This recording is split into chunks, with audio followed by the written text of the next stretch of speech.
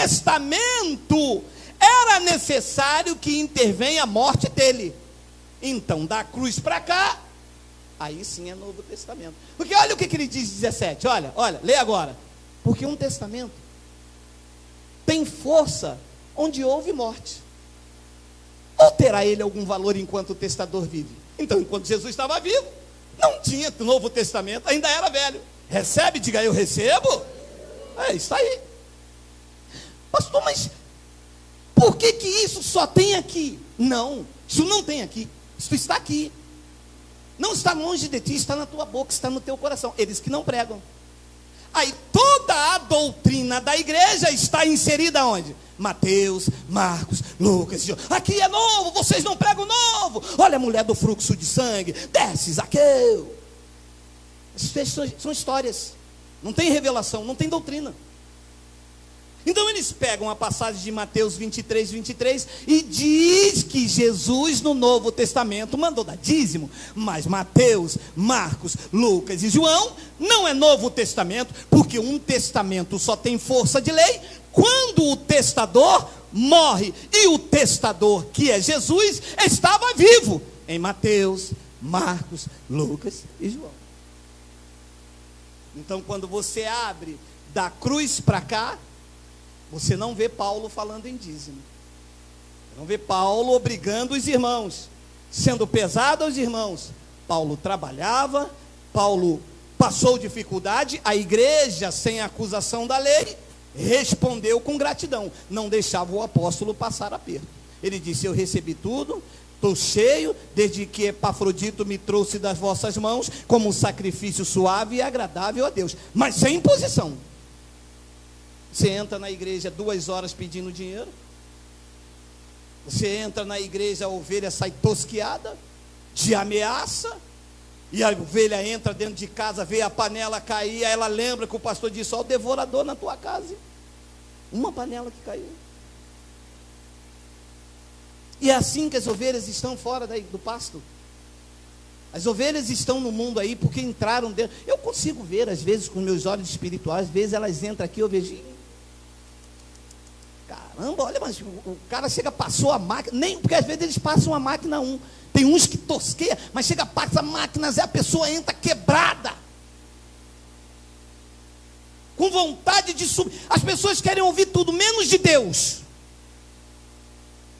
que elas foram tão tosqueadas, tão feridas, só prestaram enquanto tiveram, só prestaram enquanto podia dar, que na hora em que elas mais precisaram, é o vale quanto pesa. Então Deus tirou tudo isso. Então olha, eles usam uma passagem, e eu fico, me suporte, porque isso meu espírito se revolta, quando a pessoa deveria ensinar a igreja, elas usam expressões para tomar o dinheiro. O descaramento, e até de algumas igrejas em graça, são tão grandes, que eles usam uma passagem que Abraão deu dízimo, e diz assim, mas Abraão deu dízimo, foi antes da lei. Olha só, Hebreus capítulo, volta Miguel, vai, pode ir, perdão, pode ir, vai, aí, ora, sem contradição alguma, o menor é abençoado pelo maior. 8. E aqui, certamente tomam dízimo homens que morrem. Ali, porém, aquele de quem se testifica que vive. Preste atenção na revelação.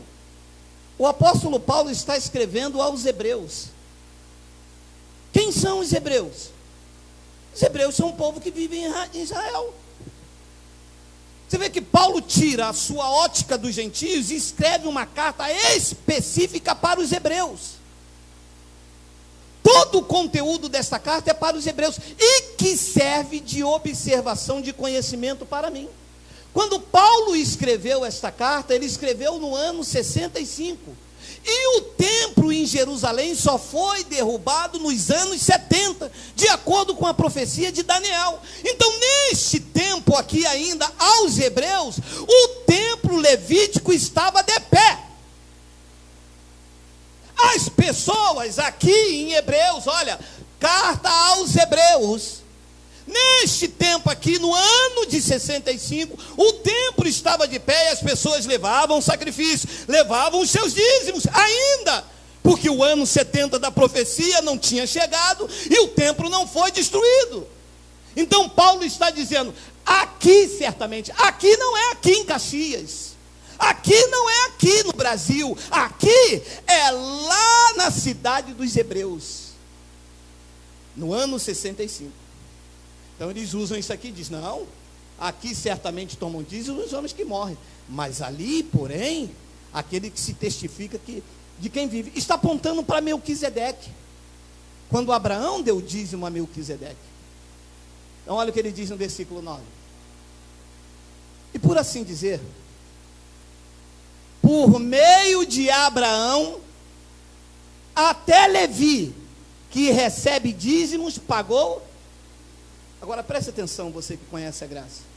Abraão estava representando os gentios, ou Abraão estava ali representando o sacerdócio levítico? Então Abraão não foi exemplo para que os gentios dê dízimo. Abraão foi exemplo para o sacerdócio levítico, que quando Abraão encontrou Melquisedeque, os levíticos não tinham sido levantados ainda, e Melquisedeque, que era Deus, estava pré-anunciando o evangelho da circuncisão a Abraão. Olha o que diz no versículo 10, porque ainda ele estava no lombo de seu pai, quando Melquisedeque lhe saiu ao encontro. 11, de sorte que se a perfeição fosse pelo sacerdócio levítico, porque sob ele o povo recebeu a lei, que necessidade havia logo de que outro sacerdote se levantasse segundo a ordem de Melquisedeque, e não fosse chamado segundo a ordem de Arão? 12, porque mudando-se o sacerdócio, necessariamente se faz também mudança de lei. Mudou o sacerdócio, não é mais o templo em Jerusalém, não há dízimos em graça. Em graça é por gratidão. Em graça não é como eles colocam. É por isso que a igreja da graça não é esse império que está aí, porque o foco não é o dinheiro, não é o vil metal. Deus não está associado a dinheiro. Eu vou repetir, você não vai encontrar Deus se relacionando com o dinheiro neste local. Este é o local de exaltação e de conhecimento ao Cristo vivo. Jesus, quando nasceu, ele nasceu entre os animais. Os magos, quando foram procurá-lo, foram até o palácio de Herodes, querendo saber aonde nasceu o rei, o Salvador. A estrela o foram os guiando e foram levando para uma estrebaria. Alguns deles falaram, mas não pode. Disseram que quem nasceu foi o Salvador, o palácio é lá, como a estrela está apontando para aquela estrebaria? O rei do universo resolveu nascer entre os animais e decidiu morrer entre os ladrões. Ele poderia nascer no palácio de Herodes, podia ter sido enterrado na tumba de Faraó, não fez, para que os homens que têm olhos iluminados entendam que a maior riqueza que se pode ter não é o vil metal. Ele não quer que ajunte tesouro nessa terra. O que ele te deu é para o teu aprazimento, para sustentar nas tuas necessidades. Nós não temos ganância financeira, não há teologia da prosperidade. A nossa maior riqueza está viva, sentado no trono do universo, governando todas as coisas pela palavra do seu poder. Em graça não há esta manobra, esta sede, esse engano. Olha aí, o Golias vai cair. Olha esse envelope. Tem até um aqui de outro ministério. Olha aqui esse envelope. Toma aí. Não é isto, amado. Não é isto. O propósito não é este. O propósito é levar o conhecimento e libertar as vidas cativas, amarradas, ajudar os necessitados, os aflitos. Esse é o propósito da igreja em graça, somar na vida do outro. É isto que o apóstolo Paulo deixou como ensinamento. Olha lá, 2 Coríntios 9, pode passar por causa do horário, senão eles não me suportam. Olha lá. Agora sim, Segunda epístola de Paulo aos Coríntios, a igreja gentílica. E digo isto, que o que semeia pouco, pouco também ceifará. E o que semeia em abundância ceifará. 7. Olha, se eles vão pregar isso. Se o pastor vai abrir isso dentro da igreja, se o pastor quer abrir a igreja para ele não trabalhar mais e depois vir aqui quando alguém perguntar, e o pastor faz o quê? Eu vivo da obra. O senhor vive da obra, mas cadê tua colher de pedreiro? Cadê tua enxada? Cadê tua marreta? Não, eu vivo da obra de papai. Da obra de papai é mole, meu irmão, com o suor das ovelhas, né? As ovelhas não podem comprar um remédio, porque se comprar o remédio está roubando de Deus. A mulher bateu aqui, pastor, eu queria tanto comprar um gás, mas o único dinheiro que eu tinha, eu tive que dar o meu dízimo. Eu falei, minha irmã, a senhora volta lá. Não, mas que se eu for lá, então vamos nós dois. Não, eu falei, então deixa, minha irmã. Jaque, oi, manda o dinheiro para a senhora comprar o gás. Minha irmã, venha na nossa reunião, venha ouvir a verdade. Não deixe de comprar o gás para sustentar esses lobos vorazes, meu irmão.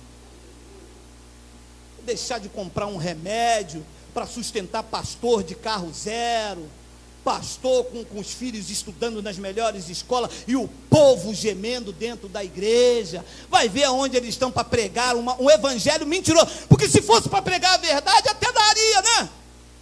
Mas para pregar um evangelho de mentira, 2 horas na quarta, 2 horas no domingo, 2 horas de noite, a ovelha dá ainda é ameaçada.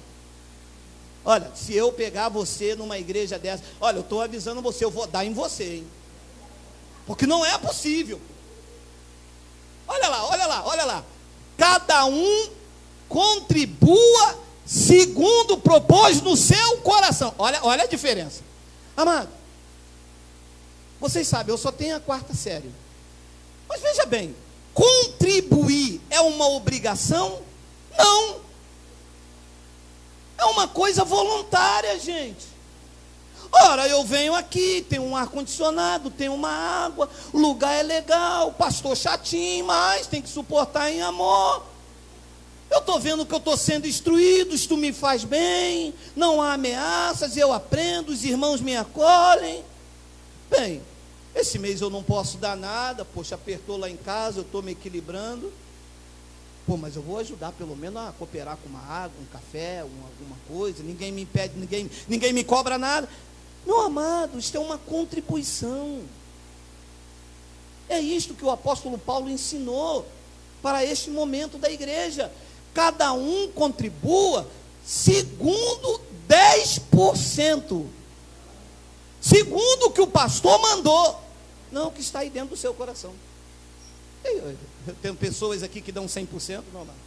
Você não tem noção de pessoas aqui que ganham 2.000 e dão 2.500, vão lá. Não, pastor, porque não pode parar, não pode deixar, precisa ajudar. Porque isso é um espírito de gratidão. Porque isto vale muito mais do que qualquer Bíblia em riste. Porque é tocado pelo Espírito Santo. Se a tua semente não for tocada pelo Espírito Santo, ela não germina. Ela germina quando é o Espírito Santo a tocar. No antigo pacto, o homem tinha que tocar em Jesus, a mulher do fruto do sangue tinha que tocar em Jesus. Isso é no antigo pacto. No novo pacto, é o Espírito de Cristo que toca em nós. Nós somos tocados, nós somos sensibilizados a ajudar, a fazer, a contribuir. Isso é o Espírito que permeia a igreja em graça. Ele diz, cada um contribua segundo propôs no seu coração. Ah lá, não com tristeza.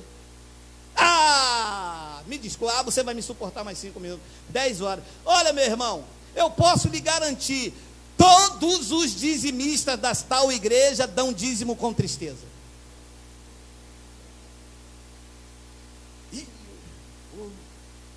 Caramba, recebi um dinheiro aí, 3.000 reais, vou ter que tirar 300 reais, fazer o quê, né? Está na Bíblia, né?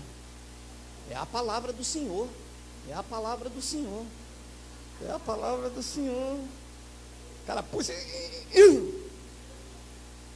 Não é a palavra do Senhor. É a palavra do Senhor para os de Israel.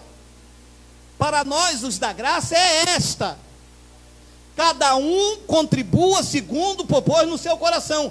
Não com tristeza ou por necessidade. Porque